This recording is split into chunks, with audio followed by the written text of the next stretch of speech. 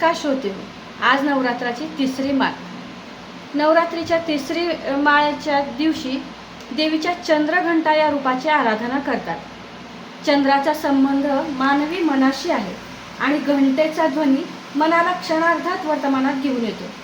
देवीच्या या रूपाच्या आराधनेमुळे मन सजग होऊन आपल्या नियंत्रणात राहते. जेव्हा सजगता आणि खंबीरपणा हे गुण वाढू लागतात तेव्हा आपले मन व्यक्तिमत्व आकर्षक बनते. देवीचे चंद्रघंटा हे रूप मनाच्या आकर्षकतेचे प्रतीक आहे. आज आपण अशाच मनावर विजय मिळवलेल्या आणि देशहित, राष्ट्रहित, धर्महित जपणाऱ्या संत रामदास स्वामींच्या आवडत्या शिष्या संत अक्काबाई यांचे चरित्र पाहणार आहोत. या चाफळ येथील संत रामदास स्वामींच्या मठात राहत होत्या. त्यांनी 35 वर्ष समर्थांच्या हयातीत चाफळचा कारभार सांभाळला. शिवाय समर्थांच्या पश्चात देखील त्यांनी 38 वर्ष सज्जनगडाचा कारभार सांभाळलेला दिसतो. 12व्या वर्षापासून 85 वर्षापर्यंत रामरायाची सेवा करून त्या कृतार्थ झालेल्या आपल्याला पाहायला मिळतात. समर्थांच्या प्रमुख विद्वत्तापूर्ण व्यक्तिमत्व असलेल्या 18 स्त्रिया शिष्यांपैकी एक म्हणजे अक्कास्वामी. अक्कास्वामी मूळच्या कराड शेजारी शहापूरच्या. चिमणाबाई त्यांचं नाव. घराणं शहापूरच्या कुलकर्णी यांचं. तत्कालीन सामाजिक परिस्थिती पाहता अनेक बंधने, अवहेलना, कष्ट हेच पदरी असणार हे नक्कीच. तरीही अक्कास्वामी मात्र मनाने इतक्या कणखर आणि भक्तिपूर्ण की हे दुर्दैव त्यांच्या कर्तृत्वाच्या आड कधीही आले नाही. कराडच्या शालीन कृष्णा आणि राकट कोयनेच्या पाण्यावर पोचली गेलेली ही विदुषी या विद्वान अशा रामदास स्वामी संप्रदायात आल्या. तो काळ बराच धामधुमीचा. समर्थांच्या उत्तर काळात ह्या स्वामींनी समर्थांची सेवा केली. रामदास संप्रदायात स्वामी हे विशेषणात्मक पदवी मिळालेल्या 2च स्त्रिया आहेत. त्या म्हणजे एक वेण्णा स्वामी आणि दुसऱ्या अक्कास्वामी. या कर्तृत्ववान स्त्रीने समर्थांच्या पश्चात 38 वर्ष सज्जनगड आणि चाफळचा कारभार सांभाळलेला दिसतो आणि तोही औरंगजेबासारख्या पशुतुल्य शक्तीचा वावर या महाराष्ट्र भूमीत होत होता. तेव्हा धर्म आणि अधर्माच्या या लढाईत या अक्कास्वामी रामसेवा, समर्थ सेवा करत होत्या. अक्कास्वामींचे चरित्र हेच सगळ्यात मोठे वैशिष्ट्य आहे. आपणास पाहण्यास मिळते. औरंगजेबाच्या सज्जनगडावरील आक्रमणाचा धोका लक्षात घेऊन अक्कास्वामी आणि त्यांचे अजून सहकारी प्रतिनिधींनी मिळून राममूर्ती वासोटा किल्ल्यावर नेऊन ठेवल्या. समर्थांची समाधी देखील त्यांनी तात्पुरती भिंतीआड बंद करून अबाधित ठेवलेली आपल्याला पाहायला मिळते.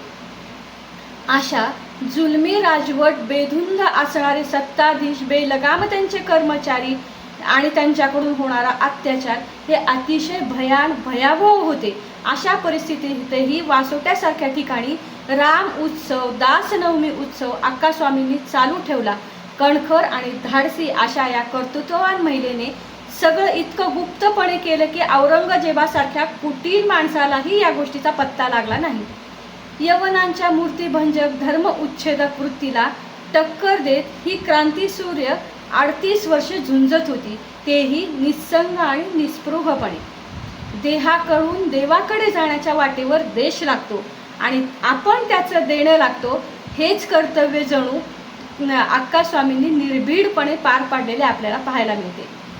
त्यांनी तन्मनाने सर्वस्व अर्पून रामसेवा आणि समर्थ सेवा किती सुंदर पद्धतीने केलेली आहे हे आपण पाहू शकतो.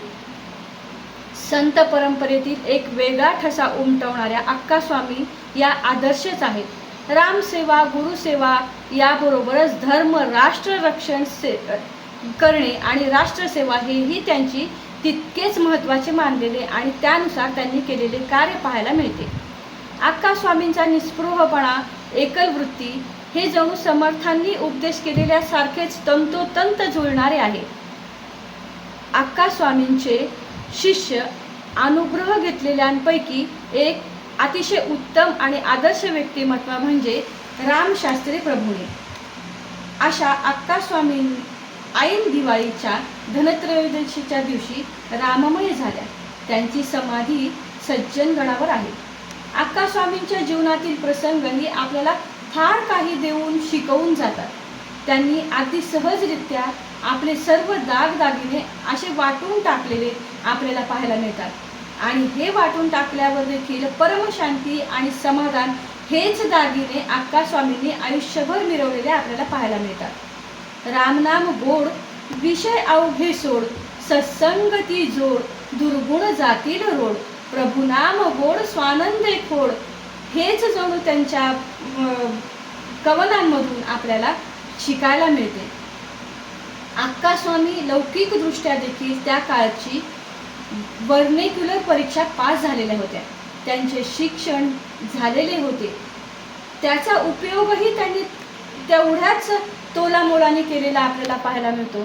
त्या काळात त्यांनी घरी जाऊन विधवा महिलांना धर्मग्रंथ वाचायला शिकवले, त्याचा अभ्यास करायला शिकवलेला आपल्याला पाहायला मिळतो.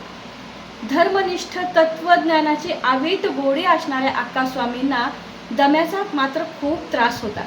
पण त्यावरही तो कसा विजय मिळवत होत्या पहा. व्यासपीठावर भागवत निरूपणासाठी बसल्यानंतर भागवत निरूपण सांगायला सुरुवात केल्यावर त्या दम्याला बजावत भागवत निरूपण झाल्यावर मला काय त्रास द्यायचा आहे तो दे. याच्यावरून असे दिसते की त्यांच्या अवघ्या विकारावर देखील नियंत्रण होते. प्रारब्ध भोग आनंदाने सोसावे म्हणजे त्याचा प्रभाव नक्की कमी होतो असे त्या नेहमी म्हणत असत. त्यांनी बऱ्याच गोष्टी आपल्या वागणुकीतून किंवा स्वतःच्या कर्तृत्व